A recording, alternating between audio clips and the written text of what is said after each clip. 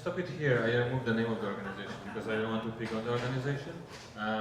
It's just there's a massive budget word, a series of documentary film, and so forth. And another example I'm using is from 10-10-10, which I didn't want to show you because it's just unbearable. It's so bad. But the production was massive. Was one of the best comedians, one of the best directors who won many prizes for amazing narratives. Produced something that got lost in space. Anyway. So that is the environment, the visual environment that when we work with advocacy groups, we have to make you aware that it's not just a single good image that would do the work. It's also important to think about the context, who is your audience, how they look at images, how they communicate, who is influencing their thinking about different issues and so forth. And few other moments I would like to spend very quickly on talking about the evidence on the run. So we talk about the image. I brought some evidence there, but now I'm just going to give you a few examples of how difficult it is. Because if you look at this example from the main newspapers in UK, they present two kind of a visual based on the same data set. It's British troops located in Afghanistan. And the first one is showing you very clearly that there's a decrease from 1.1% to 0.6%. The second one is telling you that there's an increase from 39 to 54. And the usual question I ask, which is the true one? And because we don't have time, I tell you that they both are true. The trick is there that they do not talk about the context. They don't tell you that there was also increase in the numbers of troops and so forth. This is true. Basically, the total number versus the number of troops is decreasing, but then you can also tell the story that is increasing. Yes, exactly. Yes. But for somebody who is not used to looking at data and understanding data, you can very easily tell two different narratives, and you can actually convince people that there should be more spending on X, Y, Z, etc. in such a very simple way, and then the evidence is the same. The data set is the same for those two stories. This is the European story. What is this? How does it look like? The first. Immigration in a boat. Yes. This is exactly. This is yeah. Well, we don't know. Yeah. Assumption here, right? But this is exactly when you see image about the illegal immigration. This is the image you get. So this is the assumption coming from the narrative that we see very often. And this is a very specific boat, not the same one, but it's from the same period. And this is the European story, kind of in a way parallel to the Iraqi story I told you about. Which is the story about a boat that left Tripoli, which is a city in Libya, and was trying to reach Lampedusa, which is the Italian island. And this is the usual kind of a track where migrants from Northern Africa are trying to get to Europe, because it's the shortest, the easiest, etc. And that happened on 21st of March 2011. And as you know, 2011 is the middle of Arab Spring. Everybody's looking at what the hell is going on here, between here up to Egypt and so forth. Everybody's looking at it.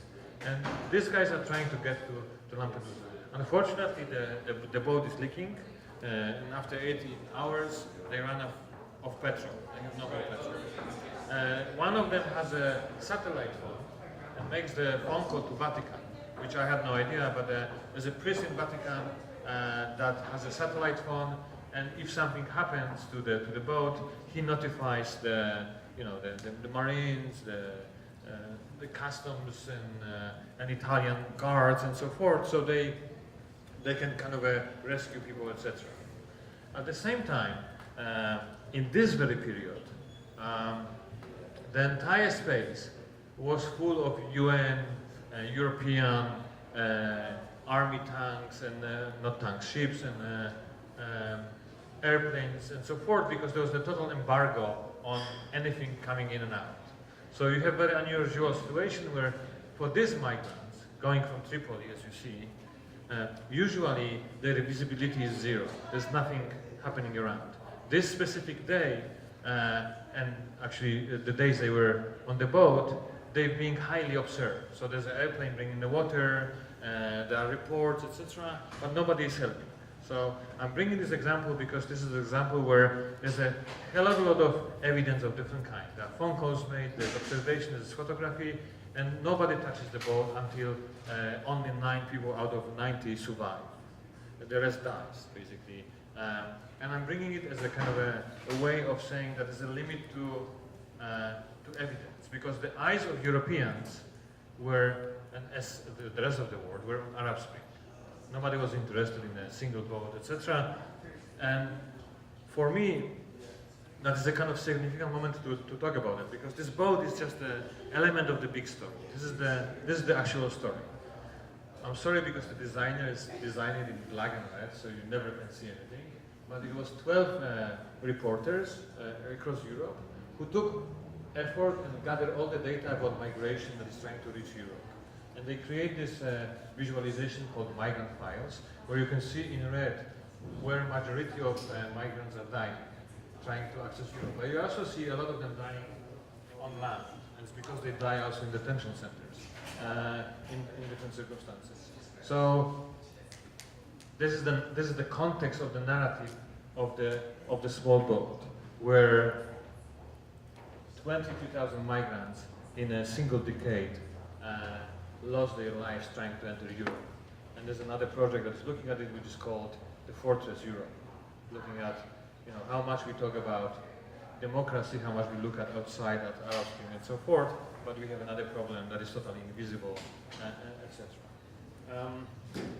And that leads me to kind of end of talking about the context of the book, because the book is looking at the evidence and the visual and how it can be used in advocacy work. Something else happened this year.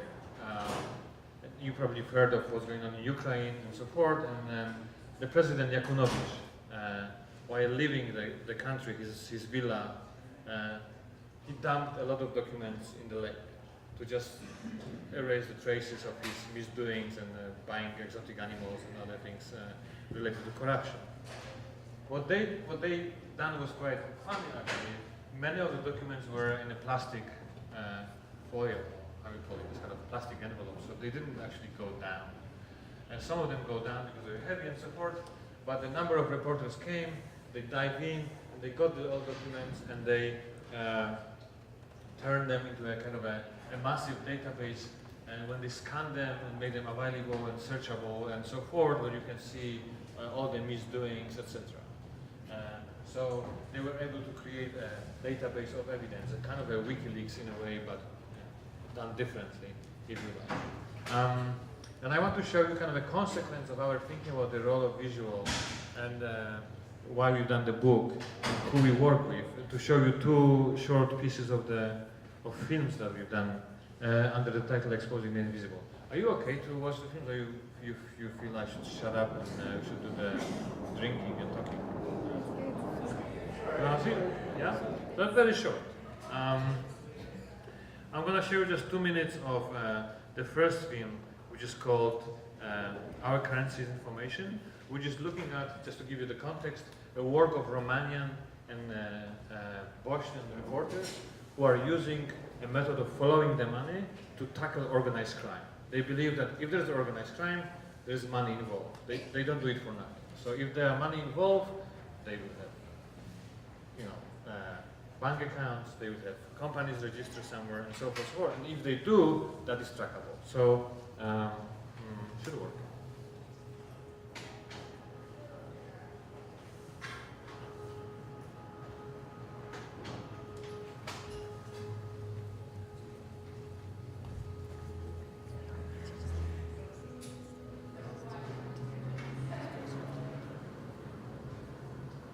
We're always trying to piece the puzzle together via public information. And there's a wealth of public information there. It can start in a village in Azerbaijan, in this village called Chovda, where the villagers are very unhappy. And they're unhappy because there's a company that came and started to mine for gold. Now the company that came there cut one of the water supplies to the village, and this is a problem to the villagers. And they're blaming this on the Inglis. This is how they call the Englishman, because they know that one of the companies operating there is actually a company from Great Britain. The company is called Globex International LLP. But if you look at the ownership of this company, you find out that the company is owned by 3 other companies from Panama. If we look further, we'll find out that the companies in Panama are owned by the 2 daughters of the president, of the first family of Azerbaijan. By investigating locally, we'll find out that the Chovdar gold field was awarded to this consortium of companies by the president himself on his signature. So he signed this decree awarding these lands to these companies to explore and to exploit the gold there. Now the persons that interest us are Leila Aliyeva, Arzu Aliyeva, they are the 2 daughters of the president, and the third one is Mehriban Aliyeva, who's the wife of the president. But maybe there are some other businesses. And I just searched it. There are no less than 2, 4, 6, 10 companies. All these companies have some interest back in Azerbaijan. So this is a case where a president of a country, the country being Azerbaijan in this case, is using his power in order to award his own family with private businesses. So that's just an example. The film is 70 minutes long, and Paul talks a lot about different examples that they of the film. So the project is called Exposing the Invisible. So the URL is exposingtheinvisible.org. And but this is the first film in the series. There are 3 films. I'm going to show you a bit of the second film. So, just so you know, you'll find the link on the event page if you want Yeah, to see the link it. is on the invitation. That's true. Okay. Yeah, it's the order. So it is legitimate to talk about it because we warn you we're going to talk about it anyway, I guess. So the last thing, and I'm going to say a few more Say what words. that film's called. Hmm? What's the film called? Oh, the film is called Our Currency is Information. Because he says the sentence that our currency is information, their currency is money. And that's how we can track them. The part of the other film I would like to show you is called From Our Point of View, where small actors, individuals and small groups are able to collect evidence and data that is able to counter large narratives. And this is one of the 3 stories in the film from our point of view. This is a story of Hagit, and it's just a few minutes long. I'm going to just play it for you now.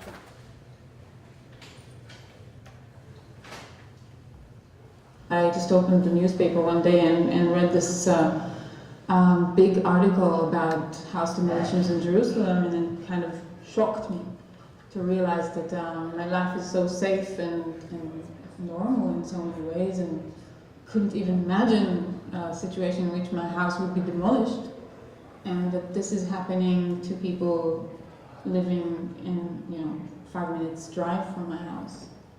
They used to go on the bus and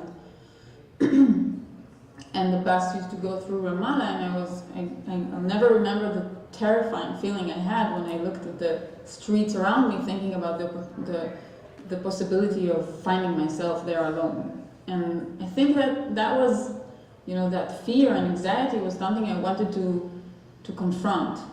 Israelis generally, if they don't look for it, they don't really have to see the occupation. I went to Bil'in, which is a very famous Palestinian village in the West Bank that protested against, and still is protesting against, the building of the wall on their lands and the confiscation of lands. And that was the first experience in which I actually felt the Israeli army is shooting at me. And that was, I remember, a really scary one, because I was obviously on the Palestinian side. I was terrified. You experience this and you kind of realize how extreme it can get, and you go to these extremes and you keep on going.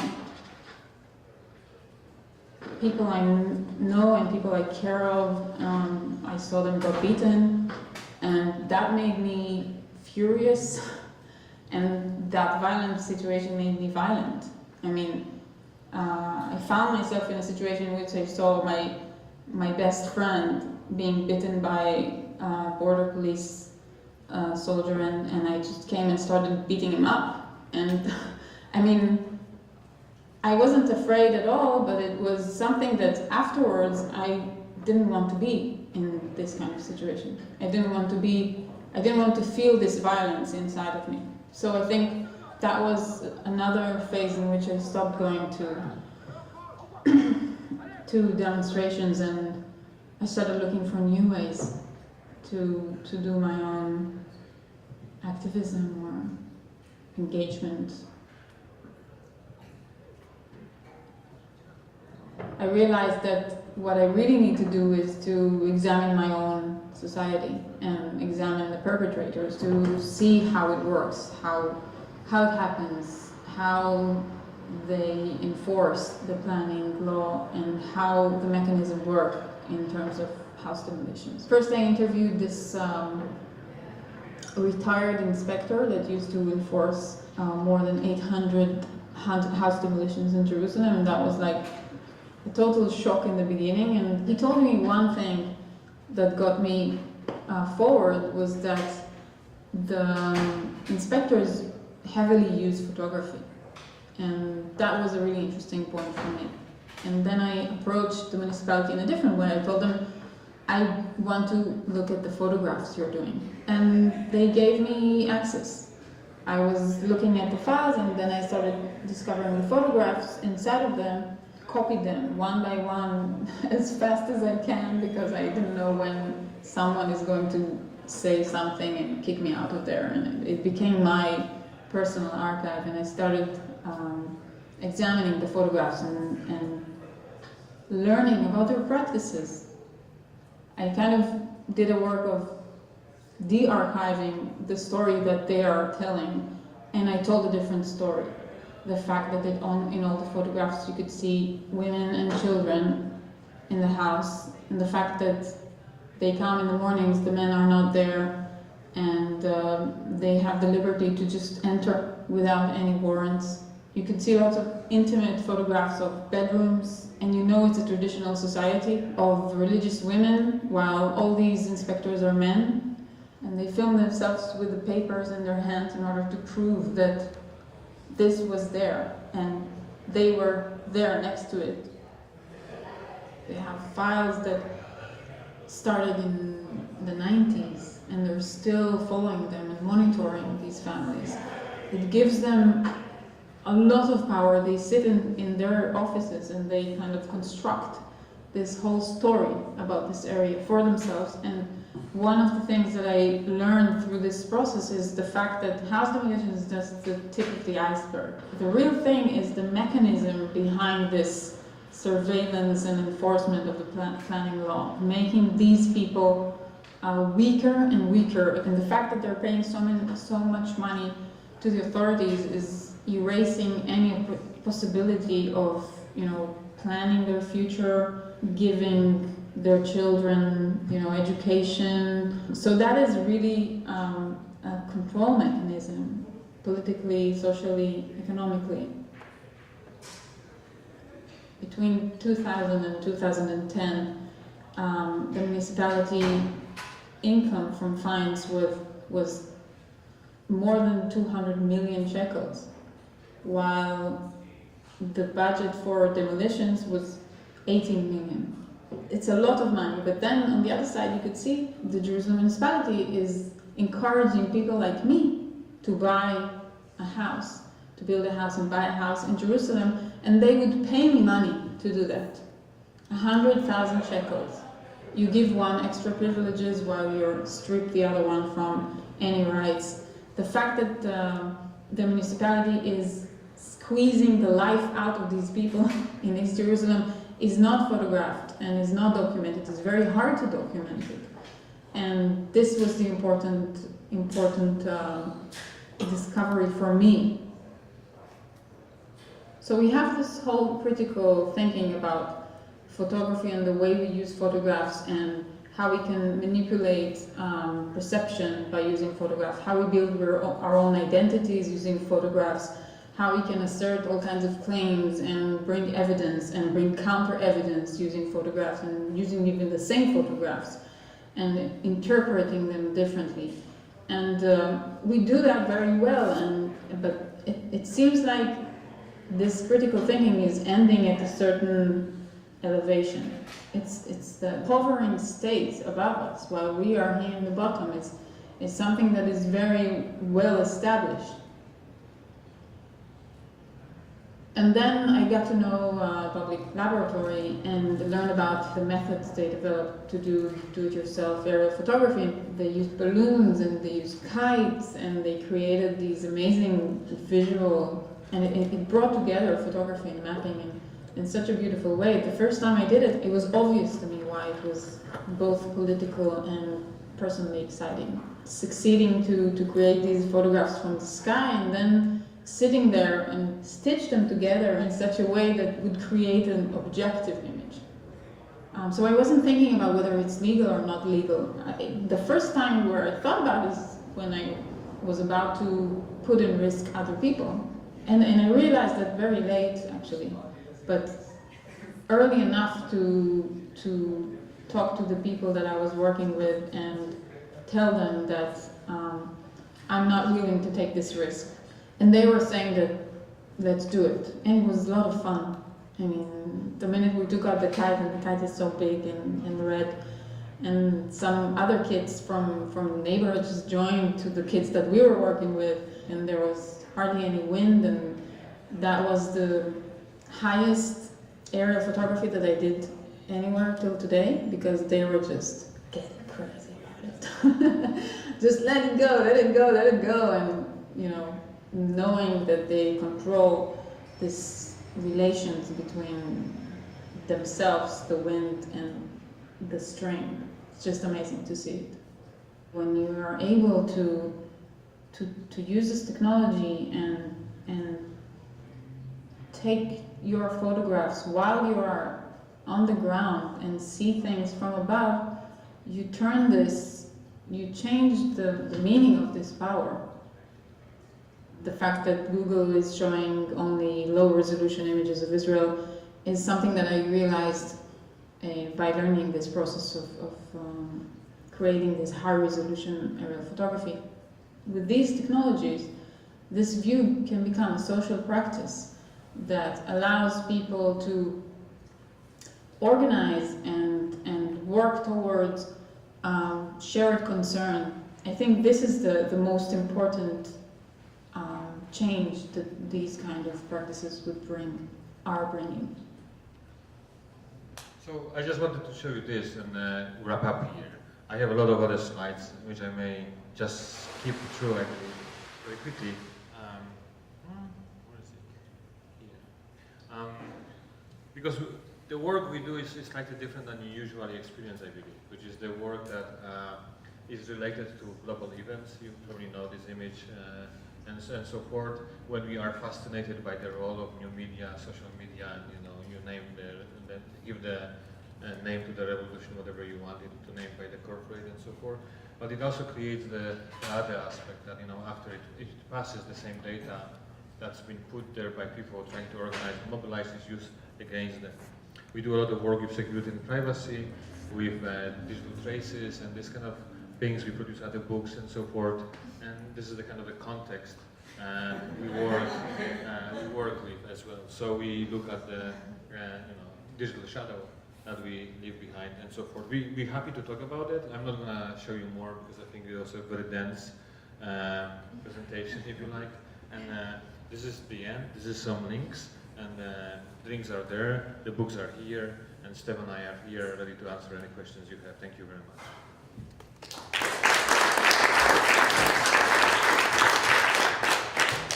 I'll pass the microphone for those of you who want to ask questions in front of the other ones. Do you have much data on the impact and efficacy of the different methods and examples? You ask if we have any data impact of advocacy and. The impact and efficacy of the different types of. Yes. So the book is about that. So the book, the second part of the book is focusing on the concept of influence. So how you measure influence. You should have shown that. Well, we want you to get the book. So the idea was to show you the outcome of the book or show you what made the book. So we decided to kind of get you interested in the book so you can read it. How much is it? Well, it's very expensive. No, it actually is Creative Commons. It also will be online. There's an entire website that has all the proven tactics, etc. So But the book is a nice thing. It's, $15. $15. Is that expensive? No. No, okay. We could charge Oh, more. it's a very good book. Sorry. So maybe I'll jump in and have another voice. Just about the question of the effectiveness of some of this work. One of the things we looked at was an example that's in the book, actually talking about this very question, is looking at a campaign against an oil company that was done here in the States. And everybody loves this campaign. Everybody you see, you show it to, always finds it funny, interesting, clever, or whatever. But the interesting thing is that it didn't really change anybody's mind about anything. And one of the things we looked at was why isn't that happening? And I think one of the problems is sometimes when campaigns are very clever, either in the evidence they use or the data they use, the way it's presented, they're only speaking to people like them. And that's one of the problems, is it depends what the measure of success is. So if the measure of success is, does it work with people who think like you, then often it is successful. And in other cases, did it change somebody's mind who thinks differently, or or did it kind of move somebody to a new position? That's a much more difficult question. So one of the questions we're exploring in the book is how do you even ask the question in the first place? What are you trying to do in the first place? And I think a measure of success is a very complicated thing in the context of changing people's minds. Like impact on a demographic adjustment to that demographic's ability to enact positive change. Yeah, no, that's true. So I used another example, how you measure impact on demographic and so forth. If you look at big issues, when you look at behavior change, cultural change, or social change, examples I use often when I give different kinds of talks is that how long it took to give women rights to vote, right? Since they start advocating, using visual campaigns, etc. And even when I ask question, do you know when the last canton in Switzerland, that is considered one of the most democratic countries, actually agreed that women has a right to vote, was in 1994. Right? So depends how you look at it. There's a belief that we work with groups that they would say, show us the image or show us a campaign that changed everything within a week. I don't know. And if you look at the smoking, if you look at environment, climate change, if you look at women's rights, etc., this is a very long process. What we're trying to show is that there are elements and visuals that move the debate forward.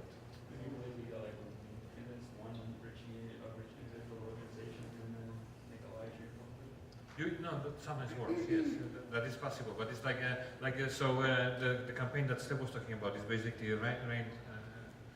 rainforest action and radical designs who challenge Chevron, and they were able to go on CNN and so forth to bring the false campaign to the fora. It was a massive success for like 2 days and so forth. And they thought they were winners, but the campaign that was 2 years ago, if you buy New Yorker or The Economist, the campaign is still there. They didn't do anything to Chevron. But it was very important for the movement to have this winning moment for today, so they were able to challenge a corporation that has much larger budget, mechanism of telling the narrative. Do you know how effective the scanning and putting online all the documents that were in the liquid? Well, the scan documents in Ukraine. So that's actually very important because there's no way for certain people to come back right now.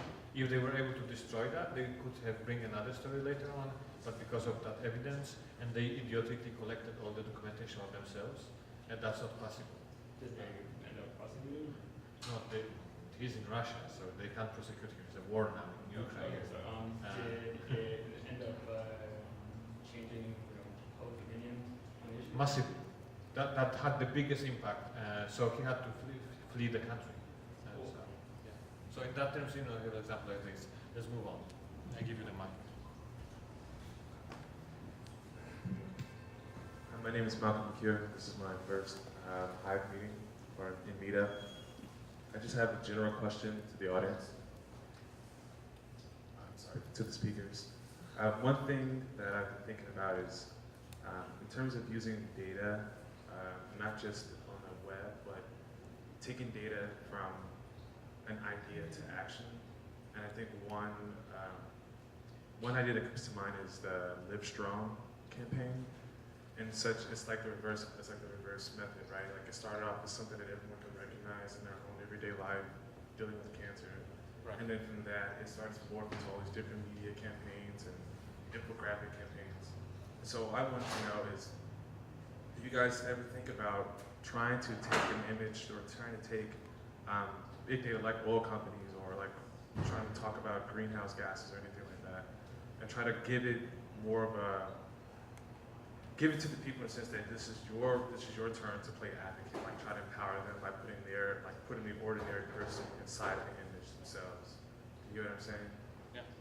And I just want to know what's your thoughts on that, and try to make the ordinary person feel like data is in their power and not just in the power of some smart guy. Yeah. Okay. I love mountains. Yeah, so, well, there are examples in the book also from the US as well. So the other campaign that we propose is the campaign I Love Mountains, where you change the narrative. So I Love Mountains is a campaign that used to be called, what was the name of it? I think Appalachian Voices it was called initially, which is looking at the mountaintop removal for extraction. And they were collecting data, evidence, doing videos and things like this, etc. for a decade. And they only were able to speak to those who were living there because they've seen the environmental damage, the fact that people had to move, there was no water and so forth, etc. And what happened, they invited somebody to kind of rephrase the campaign. And what the person proposed was to create another system and very basically make like an interface where you could put a postal code and see which company gives you energy and if that energy comes from the mountaintop removal, in a way, which is only like a fraction of actually what is powering US and so forth. And the tragic and the comic one there was that one of the board members of the campaign was still using energy from the company that was created from the mountaintop removal because they never occurred to them and so forth. But the idea was exactly to build a link where you can see the relationship between you and the problem in a very neutral way, where you basically check something that it doesn't inform anybody that you're bad or good person, etc. It's just looking at facts and so forth. So when you run the workshops, we very much focus on, and that's why we talk about the visual as an entry point, where you actually trust people and give them data. What you try to do is to build an interface that will enable them to use the data the way they used to look at things and kind of relate the experience with the data and so forth. But you have different phases because sometimes you need an expert to explain things because some things are very complex as well, unfortunately. Yeah. You have a question there? Thanks. So I'm Chris. I work in politics. I'm looking for co-founders for a startup. Two questions for you. Thanks for the talk. First off, from a behavioral perspective, I'm wondering if there are any sorts of information designs that tend to foster more skepticism or more cooperation or more action. Have you done any sort of behavioral research? And then the other question is just easy. Where did this come from? What's the origin of this? Are any designers that are inspirational to you, or is it just Edward Tufte and then you guys? Very fun. So Edward Tufte obviously was the inspiration at the beginning, massive. We use a lot of examples that he also refers to and so forth. But the first question about the behavior change is that's a very crucial question actually. It's like what works and when and how. So the idea here that there's no template. Also because of what I was talking about, that the environment is changing. And there's a lot of theories about the role of color and other things, how you use metaphors, etc. And theoretically that works, but it usually works afterwards when you look at a specific body of visual. Then you can summarize in different ways. When you try to do something that is more cutting edge, going through the narratives, existing narratives, you have to come up with something that is out of books. It doesn't exist there. So what we try to do with people, the first question we ask is not about the image, it's about who is your audience, but not like general public, not like young people. This is not the audience. The audience usually is very specific. And in the spectrum of influence, what you're looking at is now usually the groups that you work with, they would say the target is the corporation, or the government, or the individual that is doing some wrongdoings, etc.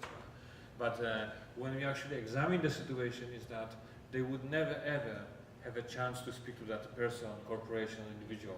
Basically, their channel of communication has nothing to do with the channel of absorbing information by that entity in any way. So what we're trying to say, there's a lot of people that are neutral or kind of unaware of the problem, etc., that they should be speaking to, and they should segment that audience in such a way that would move them 1 or 2 steps forward, and then create the visual as a form of attracting, either getting their attention. This is not what you think. It actually can look differently. Or why don't you look at the connection? You know this, but actually it's creating that, and so forth. And then you use different narratives. So the idea is looking at who exactly is the audience, how they absorb and communicate, and then what is your message? What do you want them to do? And often the message is too bold.